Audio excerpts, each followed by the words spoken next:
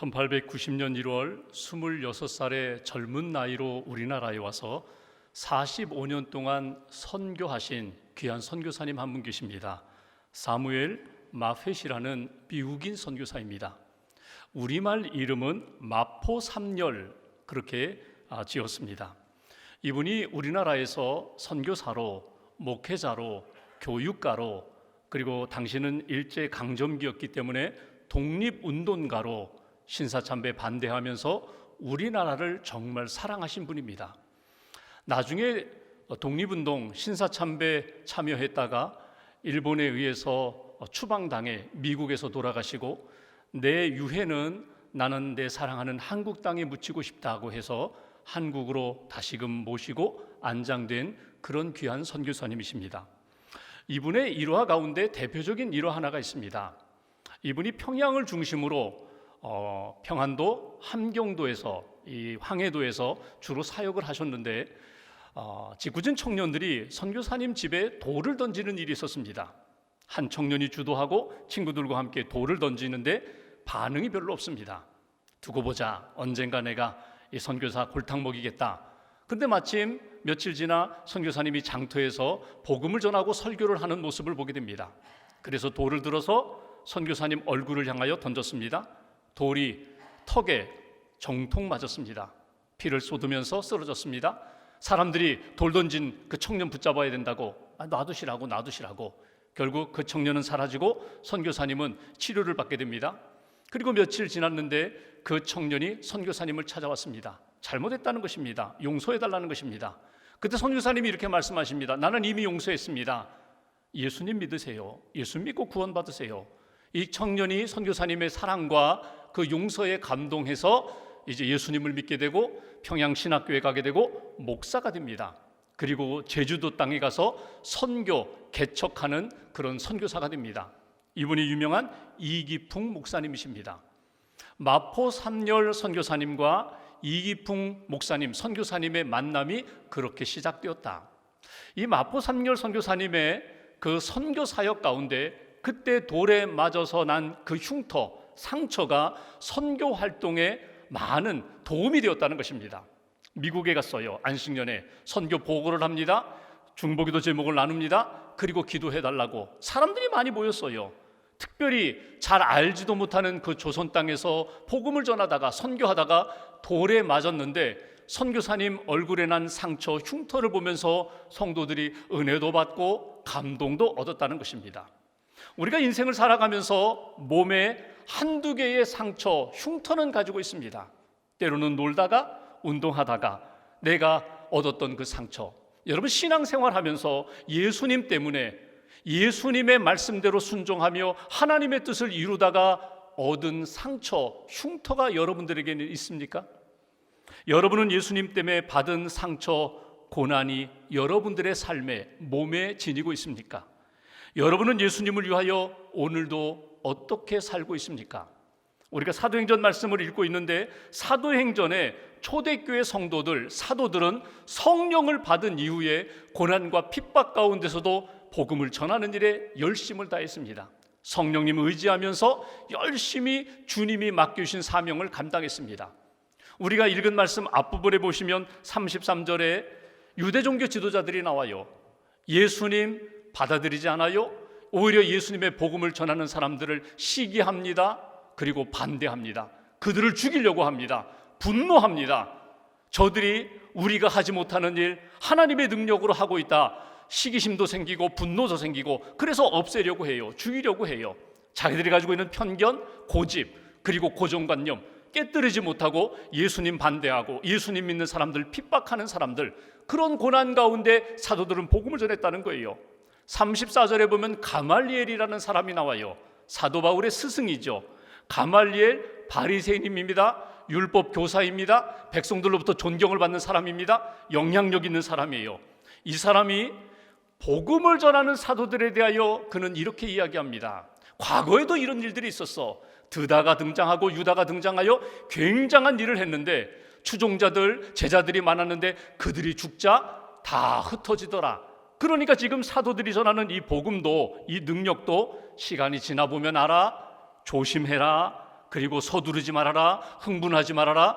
혹이라도 그들의 능력이 하나님으로부터 이루어진 것이라면 반드시 그들의 능력대로, 그들이 전한 복음대로 예수 그리스도가 진짜 구세주가 될 것이고, 만약에 드다나 유다처럼 잠깐 반짝하다가 유행지나 사라지면 그들도 사라지게 될 것이다. 이렇게 지성인이면서 넓은 마음을 가진 듯하지만 예수님에 대하여 온전히 받아들이지 못하고 이해하지 못하는 그런 지성인들도 등장했다는 것입니다. 반대하는 사람들, 그리고 이해할 듯하지만 믿을 것 같지만 믿지 않는 사람들을 앞에 두고 끊임없이 복음을 전했던 그 사도들, 초대교회 성도들, 성령의 사람들, 그들은 어떻게 살았을까? 고난과 핍박 가운데서 그들은 그 고난을 어떻게 이해했을까? 그 고난 속에서 그들은 어떤 믿음의 삶을 우리에게 보여주고 있는가? 오늘 말씀을 통하여 특별히 성령 강림주일, 웨슬리 회심 기념주일에 다시 한번 나의 신앙을 돌아보며 하나님이 원하시는 믿음의 사람의 모습, 성령의 사람의 모습이 무엇인지를 다시 한번 확인하고 붙잡기를 주님의 이름으로 기원합니다. 40절 말씀을 보겠습니다. 한 절 같이 봉독합니다. 그들이 옳게 여겨 사도들을 불러들여 채찍질하며 예수의 이름으로 말하는 것을 금하고 놓으니, 지금 가말리엘이 야 서두르지 말아라, 야 너무 서두르지 말고 조심해라, 이들이 진짜 하나님의 능력으로 나타나는지 두고 보자. 일리가 있어요. 그러니까 유대 종교주자들이 어떻게 했는가 하면 사도들을 놓아주었다는 거예요. 놓아줄 때 두 가지를 행하면서 놓아줍니다. 하나는 채찍질하고 또 하나는 예수의 이름으로 아무 말도 하지 말라고 함구령을 내리면서 놓아줬다는 거예요. 여기 채찍질이라는 것은 매 한두 대 때리고 놓아준 정도가 아니라 율법에 나오는 대로 40에 하나 감한 39대의 매를 치고 온몸이 피투성이가 되는 그런 상태로 풀어주면서 예수의 이름으로 다시는 말하지 마, 예수의 이름 증거하지 마, 복음 증거하지 마, 이러면서 풀어줬다는 거예요. 오늘 여기에서 고난과 핍박 가운데서 믿음을 지켰던 그들의 신앙의 모습을 보면서 우리가 붙들어야 할 믿음의 교훈이 있어요. 첫 번째 교훈, 우리가 이 땅을 살아가면서 사도들처럼, 많은 믿음의 사람들처럼 예수님 때문에 받는 고난이 있다는 것을 잊지 말라는 거예요. 이건 전적으로 믿음 때문에 얻는 고난입니다. 예수님 때문에 받는 고난이 우리의 삶 가운데 있다, 인정하라는 거예요. 예수 믿지 않았다면, 예수님을 증거하지 않았다면, 하나님의 의를 지키고 하나님의 말씀과 비전을 붙들지 않으면 내가 경험하지 않을 수 있는 그런 고난인데, 예수님 때문에 얻는 그 고난을 내 삶에 나타난다, 인정하라는 것입니다. 예수님이 우리에게 주신 말씀, 하나님이 우리에게 주신 비전, 믿음을 지키며 복음을 증거하면서 당연히 우리 삶 가운데 나타나는 고난, 흔들리지 말아라, 낙심하지 말아라, 그 고난 가운데 믿음을 지키며 하나님의 뜻을 이루라고 오늘 우리에게 당부하십니다. 바울 서신 고린도후서 11장 24절에 보면 바울이 이런 이야기를 해요. 내가 예수 그리스도 복음을 전하다가 유대인들에게 40에 하나 감한 매를 5번이나 맞았다. 여러분, 더 패션 오브 더 크라이스트라는 영화 보셨죠? 채찍 끝에다가 동물뼈라든가 쇠붙이를 붙여가지고 채찍에 맞으면 살집이 뜯겨나가는 그런 40에 하나 감한 39대의 매를 5번이나 맞고, 굶주림이라든지 사람들도 모욕을 당하고 오해를 받고 배를 타고 가다가 파손하고, 이런 고난, 예수님 때문에 겪는 고난을 나는 수도 없이 당했다고 바울이 고백하는 것을 보게 됩니다. 여러분, 바울뿐이겠습니까? 우리가 부족하고 연약하지만 우리의 인생에도 예수님 때문에, 믿음 때문에 당하는 고난이 적지 않아요. 뭐 크고 위대한 고난은 둘째치고 아주 작은, 자존심 상하게 하고 모욕당하고 사람들로부터 손가락질 받는 그런 일들을 만날 때마다 내가 내려놓고 싶어요. 떠나고 싶어요. 믿음 뭐 그냥 내려놓지 뭐, 잠깐 믿음 접어두고 나도 인간적으로 대항하지 뭐, 이러고 싶을 때가 많다는 거예요. 근데 사도들은 어떻게 했는가? 성령의 사람은, 믿음의 사람은, 예수님의 제자는 그 고난을 믿음으로 잘 받아들이며 그 믿음 안에서 하나님이 이루시고자 하는 그 뜻 흔들리지 말고 하나님의 뜻이 이루어질 때까지, 영혼의 구원의 역사가 나타날 때까지, 하나님 나라 세워질 때까지 그 길을 걸어가라. 우리 한국의 믿음의 선조들 가운데 순교자들이 많이 계십니다. 그 가운데 최인규라는 권사님이 계세요. 이분은 강원도 분이에요. 삼척에서 살았던 분이에요. 이분이 당시 일제 강점기 때에 아내가 먼저 세상을 떠나고 술에 취해서 늘 살았어요. 그러다가 어느 분이 예수님을 전해주셔서 예수님을 믿었어요. 그리고 권사님이 되셨어요. 본인이 열심히 교회 학교 교사로 섬기고 교회에서 열심히 헌신하고 나도 바나바처럼 되겠다고 자기의 재산을 다 팔아서 그렇게 하나님 앞에 봉헌한 다음에 오직 예수로만 살았던 분이에요. 신사참배 거부하는 정도가 아니라 일본이 하는 모든 국민 의례, 동방요배나 일장기 격리하는 거 다 거부했어요. 그러니까 결국 삼척 경찰서에 붙들려 가죠. 일본 순사에게 붙들려 가서 고문을 당합니다. 여러 가지 고통 가운데 도저히 돌이키지 않으니까 일본 경찰이 어떻게 했는가 하면 여러분 인분통, 똥통을 지게에 지고 마을을 돌게 만들었어요. 수치감을, 모욕감을 안기겠다는 거예요. 망신을 주겠다는 거예요. 그리고 이것을 보고 세상 사람들로 하여금 너희들도 이렇게 신사참배 거부하면 이렇게 큰 어려움을 당한다, 두려움을 만드는 그런 일들 시켰어요. 그러면서 이렇게 말합니다. 돌아다니면서 지게 지고 똥통 지고 다니면서 나는 신사참배를 거부한 사람이요, 나는 신사참배를 거부한 최인규요, 이렇게 외치라고 했어요. 그러면 소심한 사람이라면, 믿음이 흔들린다면 저 못하겠습니다, 아이고 저 지게를 지고 돌더라도 저는 그렇게 외치진 않겠습니다, 그럴 텐데 이분은 담대했어요. 내가 신사참배를 거부한 최윤규요, 내가 예수를 믿는 최윤규란 말이요, 외치면서 다녔어요. 그것을 보면서 사람들이 무엇을 보았을까? 예수님의 십자가를 보았다는 거예요. 예수님의 능력을 보았다는 거예요. 여러분, 한 친구가 그 차국성 권사라는 친구가 최인규가 너무나 힘든 고난, 고문을 당하는 걸 보고 너무 안타까워서 경찰서를 찾아갔어요. 그리고 이렇게 부탁을 합니다. 사실은요, 저 내 친구는 전에 정신질환을 앓았어요. 근데 예수 믿고 이렇게 다시 재발한 것 같은데 좀 불쌍히 여겨서 좀 풀어달라고. 그때 이 경찰서장이 그 친구에게 이렇게 말했다는 거예요. 최윤기가 미친 사람이 아닙니다. 당신도 예수를 믿으려면 저 최인규처럼 제대로 좀 믿으시오. 오히려 망신을 당하고 왔다는 거예요. 끝까지 감옥 안에서 신사참배 거부하고 동방요배, 창씨계명, 황국신민서사 낭송 다 거부하고 순교, 순국한 분이 바로 최인규 권사님이세요. 여러분, 신사참배 하면서도 창씨계명 한 분들이 많았습니다. 어쩔 수 없으니까. 근데 이분은 끝까지 이름도 바꾸지 않았어요. 최인규, 내 이름, 그 이름 가지고 믿음을 지키다가 결국 순교한 분. 여러분, 믿음을 붙잡기 때문에 내가 만나는 고난들이 있다는 거예요. 예수님의 영광을 위하여, 복음을 위하여 내가 당하는 고난이 있다, 당연하게 여겨라. 믿음으로 받아들여라. 믿음이 흔들리지 않는 하나님의 사람이 되어라. 이것이 오늘 본문을 통하여 우리에게 주시는 교훈입니다. 두 번째로 41절 보실까요? 41절 한 절 같이 봉독합니다. 사도들은 그 이름을 위하여 능력 받는 일에 합당한 자로 여기심을 기뻐하면서 공의 앞을 떠나니라. 아멘. 여기 보시면 중요한 표현이 나와요. 능력 받는 것, 고난 받는 것 당연하다는 거예요. 내가 이렇게 고난 받는 것, 이것은 내가 그리스도인 맞다, 예수님의 제자 맞다, 성령의 사람 맞다, 복음의 증인 맞다, 자기의 신앙의 정체성을 분명히 확인했다는 거예요. 고난 당하는 것 당연한 것으로, 합당한 것으로 여길 뿐만 아니라 기뻐했다. 이것이 우리가 이해할 수 없는 초대교회 성도들의 신앙의 모습이었다는 거예요.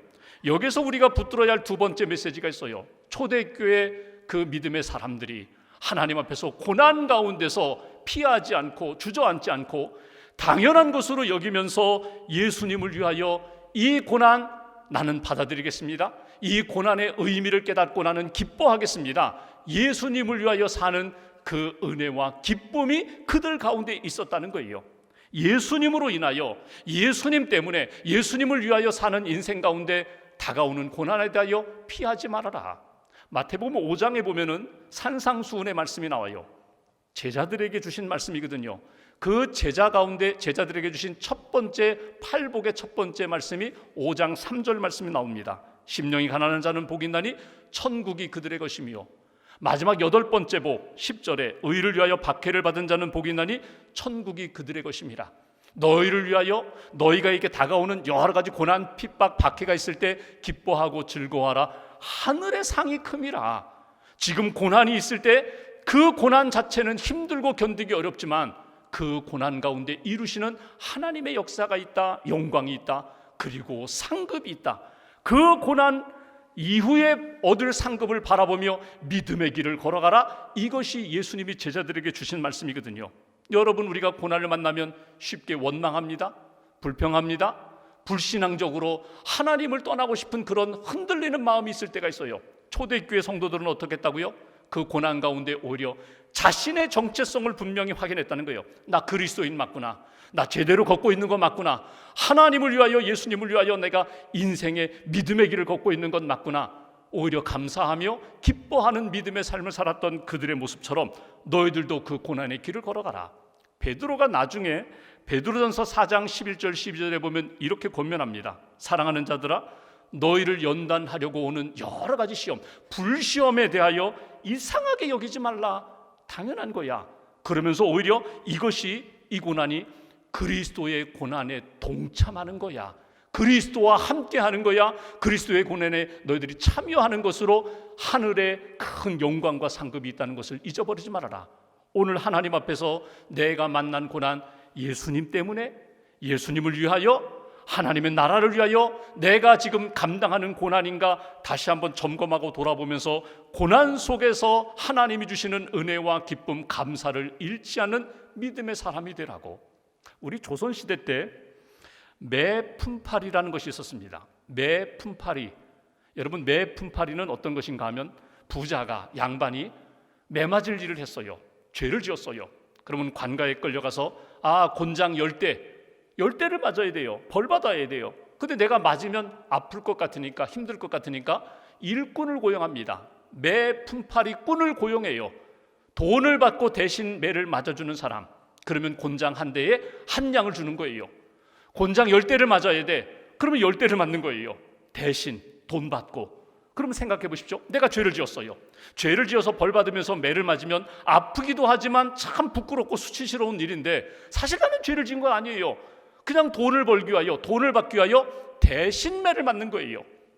매를 10대 맞았어요. 몸은 아프지만, 상했지만 내가 원하던 목적대로 돈을 얻었어요.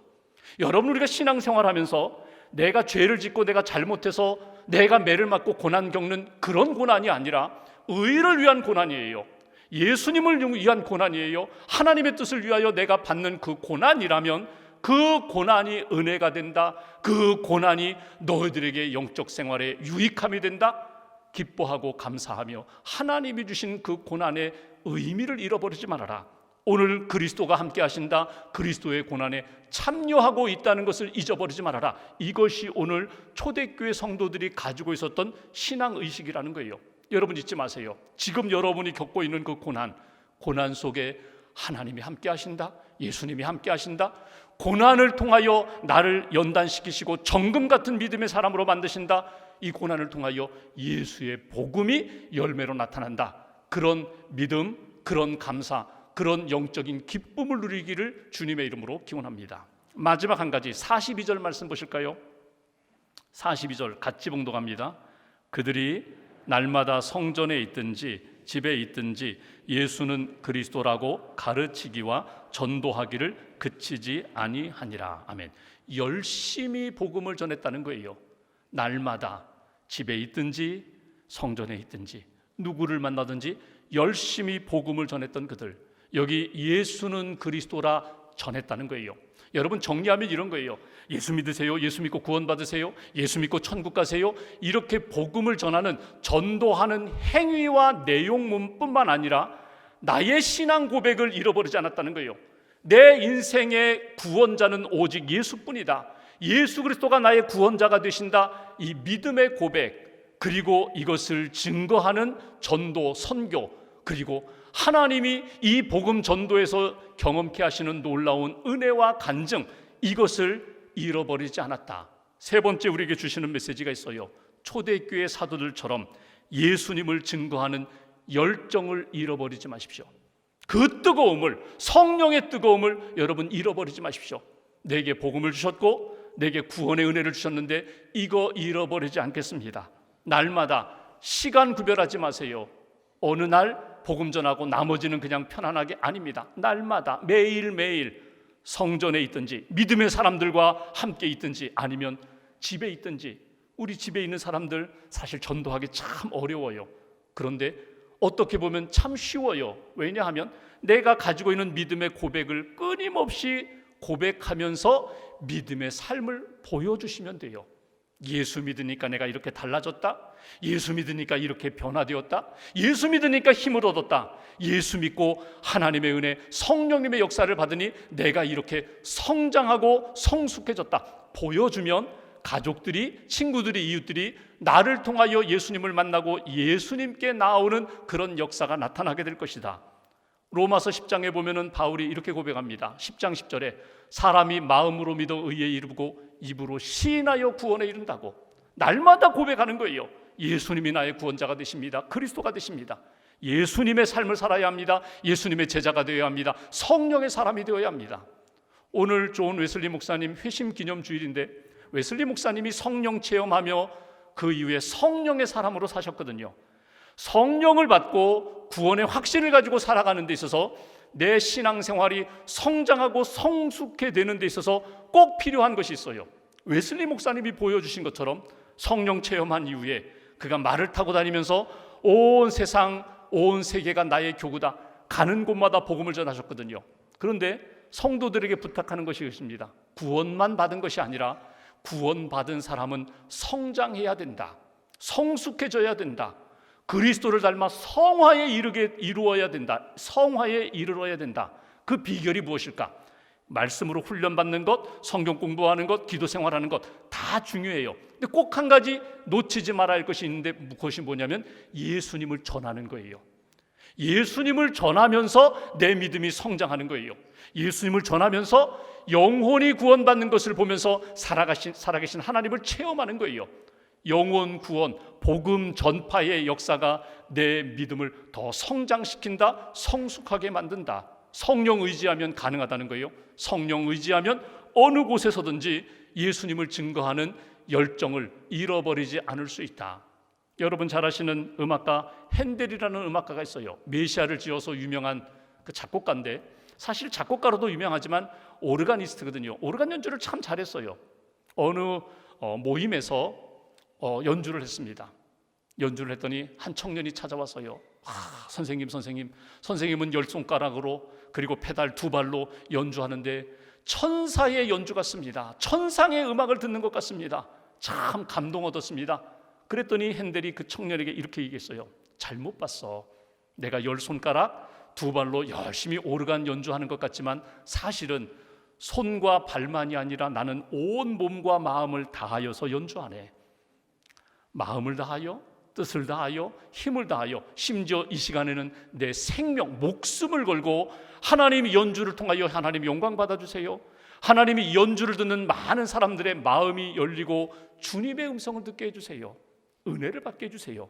온 몸과 마음을 다하여 연주할 때에 하나님의 은혜가 나타나는 거야. 여러분 누구를 사랑하세요? 정말 그 영혼 구원하기를 원하세요? 그러면 몇 번 이렇게 기도하고 던지는 것이 아니라 정말 온 몸과 마음을 다하여 그 영혼 사랑하며 그 영혼 인도하는 일에 전심전력하는 예수의 사람, 성령의 사람으로 하나님의 은혜를 경험하는 그런 역사가 여러분 가정의 달 5월을 마무리하면서 우리 가족들, 친구들, 우리의 이웃들을 바라보면서 그 열정, 그 은혜 놓치지 마시라는 거예요.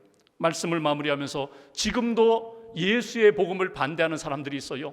다음에 믿을게요. 다 알고 있어요. 이렇게 회피하는 사람들도 있어요. 사람들의 반응이나 주변의 상황이 아니라 오직 예수 그리스도의 복음을 붙잡고 성령 의지하며 땅끝까지 주의 복음 증거할 수 있는 날마다 주님의 은혜와 성령의 역사를 체험하는 저와 여러분들의 삶이 되시기를 주님의 이름으로 기원합니다.